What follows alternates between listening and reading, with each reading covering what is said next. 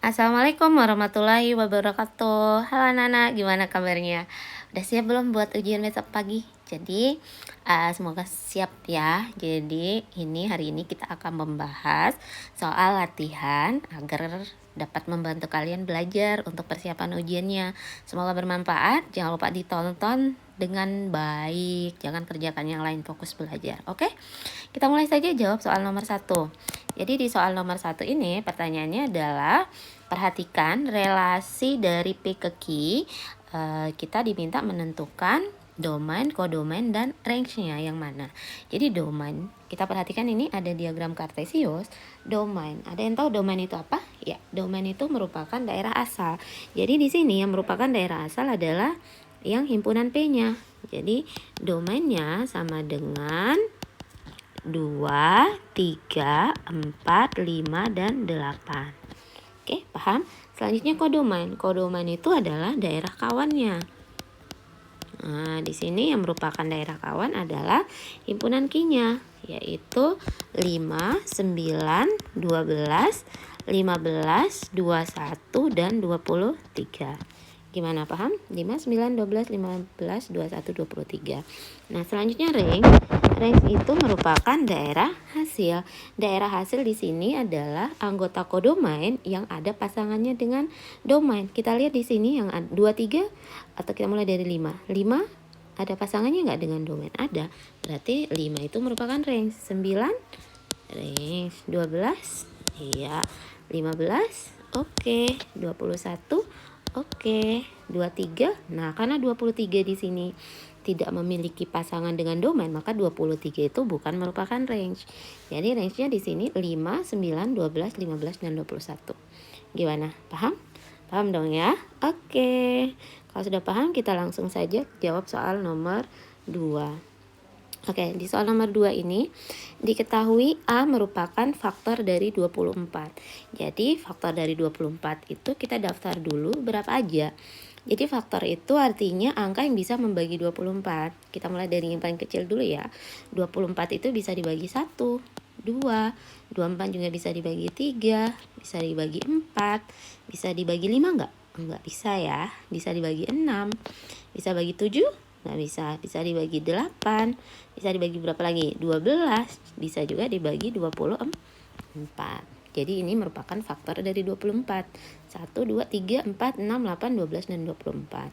Nah, sedangkan himpunan B-nya merupakan kelipatan 2 yang kurang dari 16. Kelipatan 2 itu berapa aja? 2, 4, terus 6, 8, ya kan? 2, 4, 6, 8, 10, 12, 14, terus berapa lagi? Kurang dari 16, berarti udah sampai sini. Oke, nah pertanyaannya sekarang adalah range dari relasi setengah kali dari himpunan A ke himpunan B. Yang merupakan range-nya itu yang mana?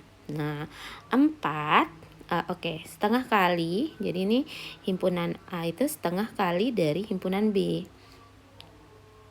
Oke, kita cek ya. 1 setengah kali dari 2 enggak? Iya. 1 setengah kali dari 4 enggak? Atau kalau kalian buat itu pakai diagram panah ya. Nah, tapi sini Bu Guru langsung kayak gini aja.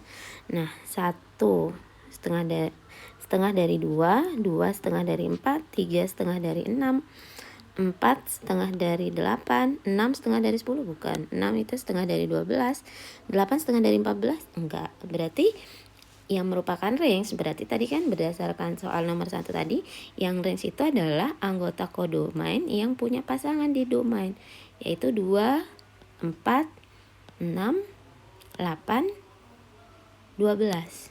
2, 4, 6, 8, 12. Jadi jawabannya adalah yang B gitu. Paham? Paham ya? Oke, lanjut kita soal nomor 3. Relasi berikut yang merupakan pemetaan adalah pemetaan itu sama dengan fungsi. Oke, jadi yang A, siswa dengan nomor HP-nya merupakan pemetaan atau bukan? Bukan. Kenapa bukan? Karena bisa jadi satu siswa itu memiliki 2 nomor HP. Jadi ini bukan ya. Wali kelas 8G dengan siswa kelas 8G. Ini juga bukan merupakan fungsi. Kenapa? Karena satu wali kelas itu pasangannya banyak. Siswa yang diampu itu banyak. Jadi bukan pemetaan juga. Siswa dengan golongan darahnya. Ya, satu siswa hanya memiliki satu golongan darah. Berarti inilah yang merupakan pemetaan. Kalau siswa dengan makanan favoritnya, ini juga bisa banyak sekali yang punya lebih dari satu makanan favorit gitu ya. Jadi jawabannya C. Oke, lanjut nomor 4. Relasi berikut yang merupakan korespondensi satu-satu. Jadi korespondensi satu-satu itu merupakan fungsi khusus. Jadi pasangan di domain sama kodomainnya itu sama-sama cuma saling memiliki satu sama lain. Jadi mereka itu berkorespondensi satu-satu. Oke, coba sekarang. Siswa dengan tanggal lahirnya. Nah, kayak Bu Guru nih lahir tanggal 18. Pasti di antara kalian ada yang lahir tanggal 18. Jadi, siswa dengan tanggal lahirnya itu bukan korespondensi satu-satu. Karena yang punya tanggal lahir dengan kalian itu nggak cuma kalian aja yang punya tanggal lahir 18. Contohnya kayak Bu Guru tadi. Bisa jadi banyak orang yang lahir di tanggal 18. Padahal kalau korespondensi satu-satu itu sama-sama satu aja yang punya gitu. Manusia dengan golongan darahnya. Nah, ini juga bukan korespondensi satu-satu. Misalkan golongan darahnya Bu Guru O, yang punya golongan darah O itu banyak sekali. Gitu ya. Nah, negara dengan ibu kotanya. Nah, mungkin di antara kalian, menurut kalian negara dengan ibu kotanya itu korespondensi satu-satu atau bukan? Ya, bukan juga, karena ada beberapa negara itu yang punya ibu kota lebih dari satu. Coba kalian searching deh di googling gitu. Negara mana saja yang punya ibu kota lebih dari satu. Nah, yang benar adalah relasi antara kendaraan bermotor dengan nomor platnya. Kalau ini pasti cuma satu. Yang punya nomor plat ini pasti kendaraannya ini, cuma satu aja. Apalagi kira-kira contoh korespondensi satu-satu yang kalian ketahui? Coba tulis di kolom komentar ya. Oke, kita lanjut ke soal nomor 5.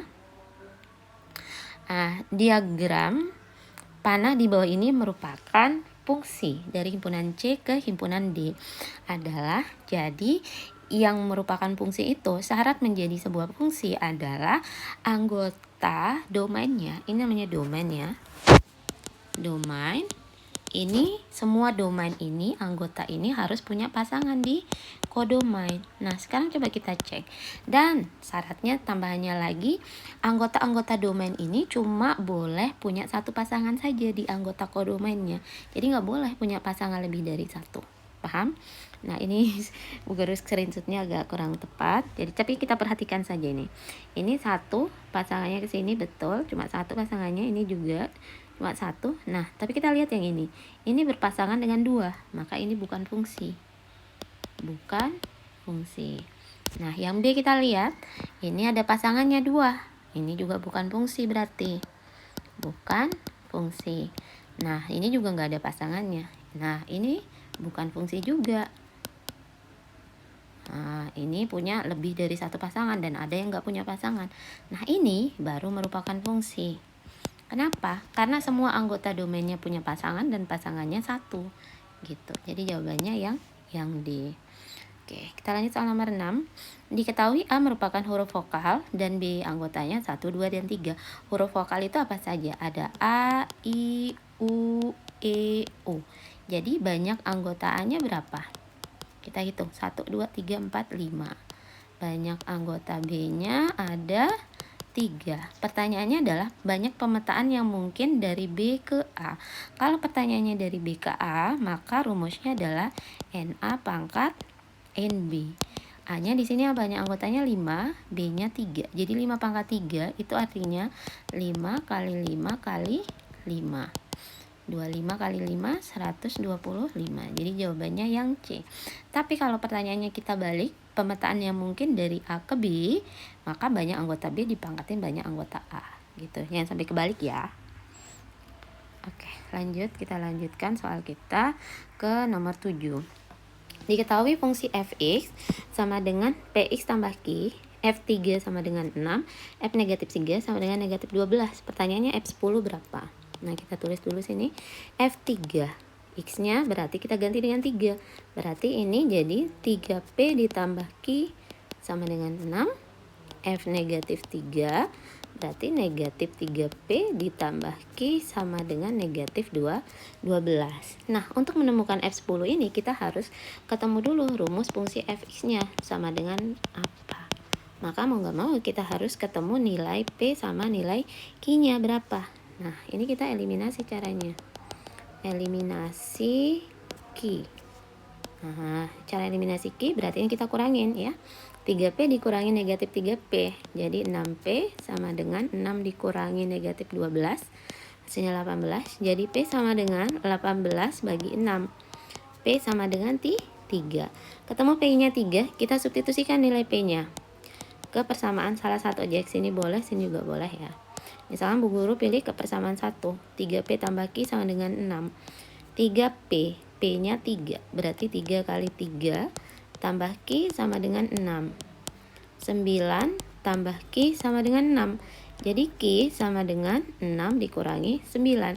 Q sama dengan negatif 3. Nah, ketemu nih nilai P sama Q-nya. Kita masukin ke rumus fungsinya. P-nya 3. Berarti 3X ditambah negatif 3. Atau 3X dikurangi 3. Ini rumus fungsi Fx-nya. Pertanyaannya adalah F10. Jadi nilai F10 adalah 3 kali 10 dikurangi 3. Sama dengan 30 dikurangi 3. Nilainya adalah 27. Jadi jawabannya adalah yang B. Gimana? Paham? Paham ya? Kalau nggak paham diulang-ulang lagi videonya. Oke? Kalau nggak ngerti juga boleh chat Bu Guru aja. Atau tulis di kolom komentar. Oke? Oke, kita lanjut ke soal nomor 8. Tentukan domain sama daerah hasilnya. Oke. Kalau domain itu berarti yang kita perhatikan adalah yang mana coba? Sumbu X atau sumbu Y? Oke. Kalau domain berarti yang kita perhatikan sumbu X-nya. Nah, oke. Kita tulis di sini domain. Kita jawab soal yang ini dulu ya. Nah, ini kita tarik garis. Nah, berarti mulainya dari sini ya. Dari negatif 2 sampai 4. Berarti kalian bisa tulis X, di mana X-nya mulai dari negatif 2 sampai 4. X elemen bilangan real. Nah, baru kita perhatikan nih. Di negatif 2, selangnya itu kayak ada tanda tompelnya ini nih. Nah, ini berarti selangnya tertutup. Kita kasih tanda tutup di sini. Jadi X-nya lebih dari sama dengan negatif 2. Dan yang ini selangnya terbuka. Berarti X-nya kurang dari 4 gitu. Paham?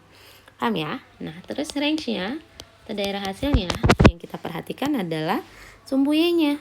Nah, mulai dari sini. Negatif 5. Jadi Y, di mana Y-nya mulai dari negatif 5 sampai 4. Y-nya elemen bilangan real. Nah, baru kita perhatikan. Di negatif 5 selangnya tertutup. Di 4 selangnya terbuka. Berarti tidak usah dikasih tanda sama dengan. Gitu. Paham? Paham ya? Nah, coba sekarang yang ini. Kalian coba sendiri kerjakan. Kira-kira domainnya sama dengan apa? Range-nya sama dengan apa?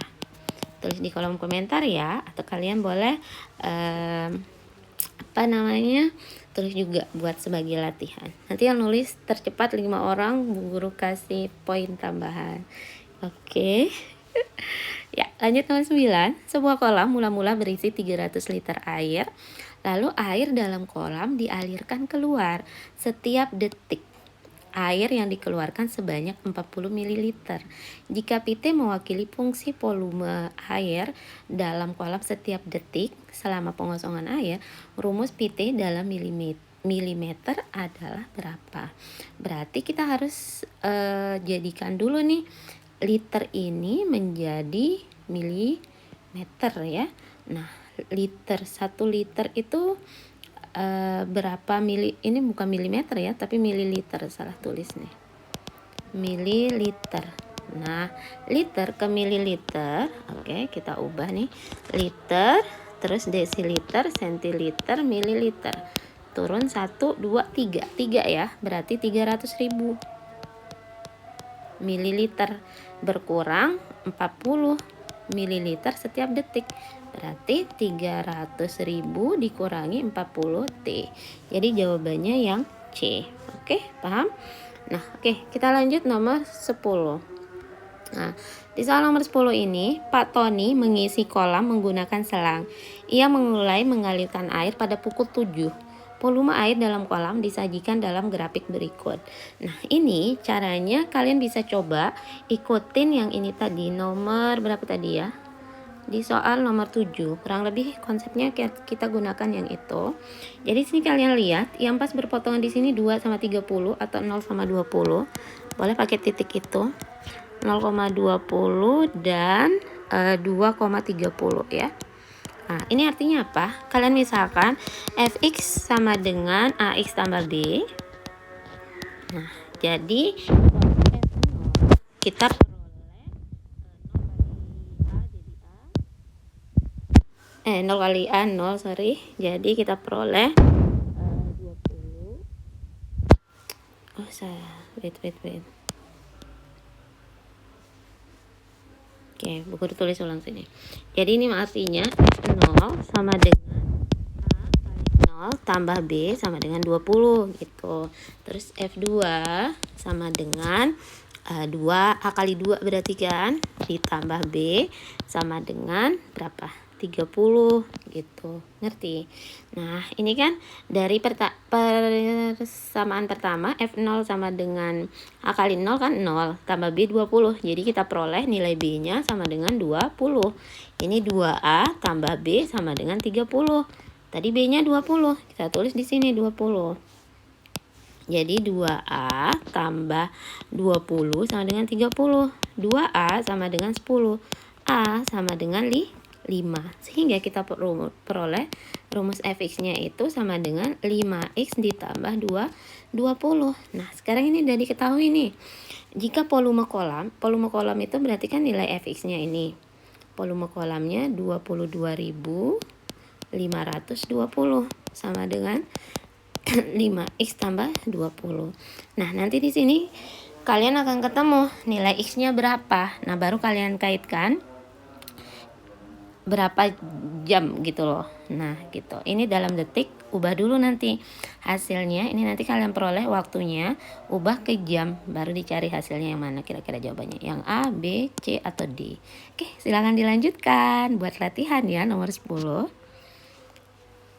Nah, pokoknya nanti kalian temu nilai x-nya itu dalam detik, ubah ke jam, baru dihitung butuh waktu berapa jam untuk sampai volume 22.520 itu. Oke, lanjut nomor 11. Nomor 11, persamaan berikut yang merupakan persamaan garis lurus adalah yang merupakan persamaan garis lurus. Yang A persamaan garis lurus bukan ya. Yang B. Oke, jawabannya yang B. Ini bukan karena ada XY, ini bukan karena ada X kuadratnya. Oke, nomor 12.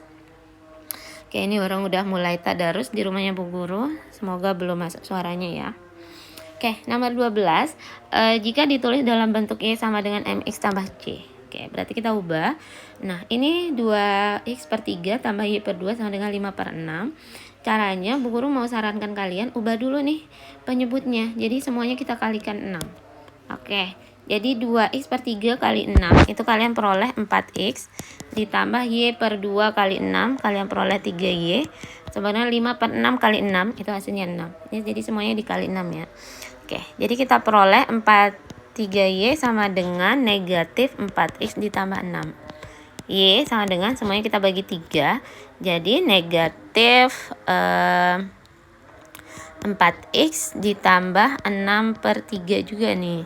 Ini juga per 3. Jadi sama dengan negatif 4 per 3x ditambah 2. Jawabannya itu ya. Jadi di sini tapi nggak ada di option jawaban. Nah, tapi ini jawabannya ya. Gimana? Paham nggak? Oke. Jadi kan 2 kali 2 6, 2 jadi 3y. Oke. Oke. Oh, wait, Bu Guru salah nih. Ini 5 di sini ya. 5 per 6 kali 6 hasilnya 5. Ini 5, ini 5. 5 per 3. Oke. Yang mana tuh jawabannya? Negatif 4 per 3x tambah 5 per 3. Oke, jawabannya C ya. Oke, lanjut. Y sama dengan 4x dikurangi 20 mempunyai titik potong sumbu x dan titik potong sumbu y berturut-turut adalah titik potong sumbu x artinya y-nya sama dengan 0. Berarti 0. Kita tulis ulang dulu deh persamaannya. Nah, Y-nya 0, berarti 4X kurangi 2. 2 bawa ke sini. 4X, jadi X sama dengan 2/4. Jadi X-nya sama dengan 1/2. Nah, ini tidak ada juga di pilihan. Oke, lanjut. Oh, 20 ini guys. Astaga. Dengar suara itu jadi agak nge-lag nih. Oke guys, 20 bagi 4, 5 ya. Oke, lanjut. Y sama dengan 4X min 20. Kalau sekarang titik potong terhadap sumbu Y, artinya X-nya yang 0. Jadi Y sama dengan 4 kali 0 dikurangi 20. Jadi Y sama dengan negatif 20. Jadi kita peroleh titik potongnya. Yang pertama 5,0 dan 0, negatif 20. Jadi jawabannya yang A. Oke, lanjut nomor 14, sorry. Nah, sekarang yang ini.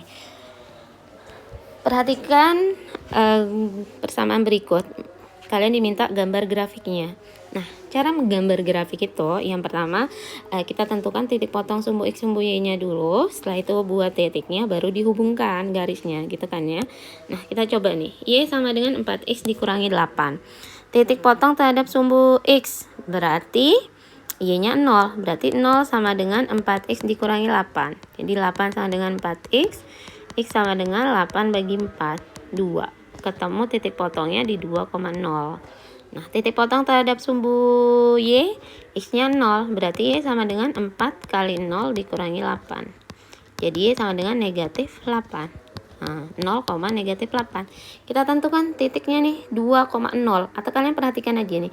X-nya sama dengan 2. Berarti kita buat titik di sumbu X sama dengan 2. Kita perhatikan nih. Ini namanya sumbu X, ini sumbu Y ya. Nah, ini titiknya X-nya di negatif 2, berarti jelas bukan. Ini juga sama, di negatif 2 bukan. Ini di 2, betul. Ini juga di 2, betul. Nah, baru kita perhatikan sekarang. 0, negatif 8. Ini kan negatif 8. Ini di 8. Berarti jawabannya mana? Yang B. Ini kita hubungkan titiknya gitu. Nah, terus apa fungsinya titik-titik ini, Bu Guru? Nah, ini fungsinya kita cek lagi, bener nggak? Tapi karena ini udah betul ya, yang B. Tapi misalkan nanti ada beberapa pilihan nih melalui titik yang sama di 2, negatif 8. Nah, maka kita perhatikan titik yang mana yang tepat gitu. Kita coba substitusikan X-nya sama dengan 1. Sini, berarti kan 4 kali 1, 4. Dikurangi 8, negatif 4. Oh bener, 1 itu pasangannya negatif 4 gitu. Terus kalau di 3, berarti X-nya ganti 3. 4 kali 3, 12. Kurangi 8, 4. Berarti 3 pasangannya 4 gitu. Titiknya di 3,4 gitu. Paham ya? Oke, kita lanjut ke kebut nih guys, karena orang-orang udah mulai selesai tarawih. Jadi anti market. Nah, itu kan. Oke, kita lanjut nomor 15. Sebuah balon gas dilepaskan ke udara. Diketahui grafik hubungan ketinggian balon gas dalam meter dan waktu setelah balon gas terlepas dalam detik sebagai berikut. Nah, titik 2,8 ini artinya apa? Nah, kita baca satu-satu. Yang A, ketinggian balon gas 8 detik. Nah, padahal 8 itu kan nilai ketinggiannya. Ketinggian itu meter dong, bukan detik ya. Salah berarti ini. Nah, ketinggian balon gas 2 detik. Iya, ini kan satuannya detik tadi. Berarti 2 detik setelah dilepas adalah 8 meter. Berarti yang benar adalah yang B. Oke, nomor 16. Nomor 16, gradien garis pada gambar berikut. Nah, untuk soal kayak gini, Bu Guru mau ingetin kalian lagi. Jadi rumus gradien itu adalah delta Y dibagi delta X. Perubahan nilai Y dibagi perubahan nilai X. Nah, untuk mencari nilai Y dan X-nya, kita lihat yang ini ya. Nah, ini sebenarnya kalian boleh buat segitiganya dari sini ke sini atau dari sini ke sini. Bebas, mana-mana pilihannya. Kalau seandainya pilihan pertama tadi yang kalian gunakan, maka kan tadi Bu Guru gerak dari sini ke sini. Kita hitung nih. 1, 2, 3, 4, 5. Nah, gerakinnya kemana? Ke atas atau ke bawah? Ke bawah ya. Kalau ke bawah berarti delta Y-nya itu negatif. Negatif 5 gitu. Delta X-nya kita hitung. 1, 2, 3, 4, 5, 6. Delta X-nya sama dengan 6. Nah, baru tinggal masukin ke sini. Jadi negatif 5/6. Gimana? Paham ya? Oke, lanjut ke yang ini. Ini juga sama. Kita buat aja gini. atau ke sana juga boleh ya, hasilnya akan sama aja. Nah, baru dihitung nih kotaknya ada berapa? 1, 2, 3, 4, 5, 6, 7, 8. Berarti delta X-nya sama dengan 8. Ingat yang horizontal kalau ke kanan berarti positif, kalau ke kiri negatif gerakannya gitu ya. Ini 1, 2. Delta Y-nya positif 2. Naik ke atas kan? Berarti gradiennya sama dengan 2/8 sama dengan 1/4. Oke, paham? Nah, sebagai latihan coba kalian lihat ini. Kira-kira ini jawabannya berapa? Gradiennya berapa? Oke. Nah, lanjut nomor 17. Gradiennya berapa? Nah, untuk nomor 17 ini untuk bentuk AX plus BY sama dengan C, itu rumus gradiennya M sama dengan negatif A per B. Di mana A itu adalah nilai dari variabel X-nya, koefisien variabel X. Ya, sedangkan B itu nilai koefisien dari variabel Y-nya. Nah, kita lihat yang ini. A-nya ini berapa? Variabel X-nya 6. Koefisiennya B-nya 8 gitu. Jadi rumus jawabannya adalah negatif 6/8 sama dengan negatif, kita sama-sama bagi 2, negatif 3/4 ya. Oh, di sini nggak ada pilihan jawabannya guys. Gimana? Ngerti nggak? Ngerti ya? Nah, atau kalau kalian nggak ingat rumusnya, kalian juga bisa gunakan diubah gitu. Jadi berubah Y sama dengan apa? Jadi 8Y tambah 6X sama dengan 24. Berarti 8Y sama dengan negatif 6X ditambah 24. Nah, ini kan sama-sama bagi 8. Tambah 24 bagi 8. Jadi 6 bagi 2, 3/4X. Nah, gradiennya kan berarti yang ini. Negatif 3/4. Tapi sini nggak ada di pilihan ya. Oke, jawabannya negatif 3/4. Paham ya? Aduh, ketutup ya guys. Oke, kita tadi baru sampai nomor 18. Oh, 17 ya. Oke, sekarang nomor 18. Manakah titik berikut yang dilalui garis pada gambar? Nah, kita perhatikan nih. 0,2. Nah, 0,2 itu di sini tidak dilalui. 1,2. 1, X-nya 1, Y-nya 2. Betul, ini yang dilalui. 4,0 berarti X-nya 4, Y-nya 0. Enggak. 2,1. 21 itu di sini. Bukan juga. Jadi jawabannya yang B. Nanti diperhatikan pertanyaannya ya, dilalui atau tidak dilalui gitu. Oke, paham? Lanjut nomor 19. Gradien garis H. Nah, kalau gradien melalui dua buah titik, itu kan rumus gradiennya delta Y per delta X sama dengan Y2 min Y1 per X2 dikurangi X1. Nah, agar kalian gak keliru nilai X1, X2, Y1, Y2 nya kalian tulis dulu sini nih.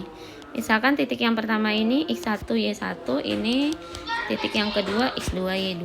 Nah, berarti kan ini udah jelas. Y2 nya 1 dikurangi Y1 nya negatif 7 gitu.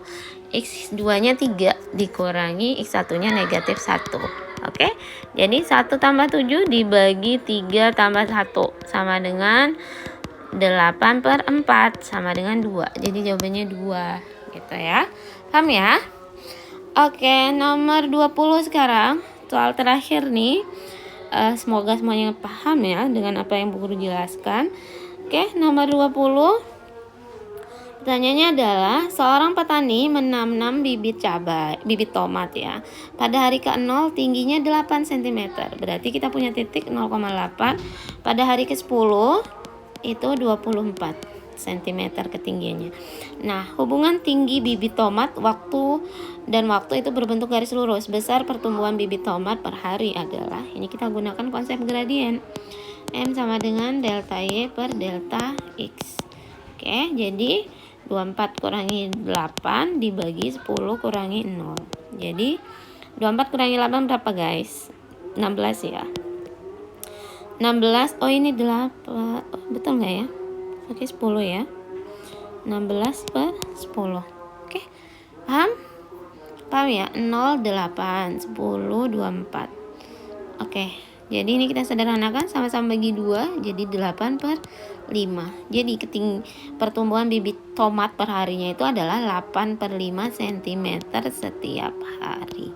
Jawabannya yang A. Gimana? Soal nomor 1 sampai 20? Paham? Kalau ada pertanyaan silahkan tulis di kolom komentar ya. Mudah-mudahan. Jadi intinya kalian perbanyak latihan. Silahkan cari soal-soal sejenis di buku kalian. Perdalam lagi. Kalau ada yang kelupaan atau masih belum paham juga, silahkan tanya Bu Guru atau kalian ulang-ulangi aja lagi nih videonya berkali-kali sampai paham. Oke, terima kasih atas perhatiannya. Assalamualaikum warahmatullahi wabarakatuh. Oh iya, jangan lupa di share, subscribe, di like juga ya, di komen juga. Oke, assalamualaikum warahmatullahi wabarakatuh. Selamat belajar guys.